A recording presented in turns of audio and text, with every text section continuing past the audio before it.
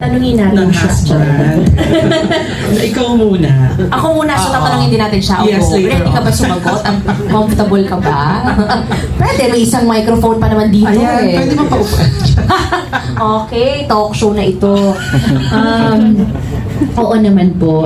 Even dun sa first date namin ni Mac, ay sinabi ko na yun sa kanya that I am seriously looking. I am not into playing games anymore. And siguro po, naniniwala ko na kami ay talagang pinagtagpo dahil parehas kami ng mga paniniwala, parehas kami ng gustong puntahan sa buhay namin. And I'm just so glad that we found each other at the right time. Kamusta naman yung relationship nila nung baby? Very good. Sobrang maalaga at madalas hinahanap siya sa akin ng anak ko kahit pag inom pa lang ng ang gamot. Sasabihin niya, Tito Mac, ay hindi pwede, kailangan mong inumin yung gamot mo without or with Tito Mac. So, wala po kong masasabi, wala na akong ibang mahihiling pa.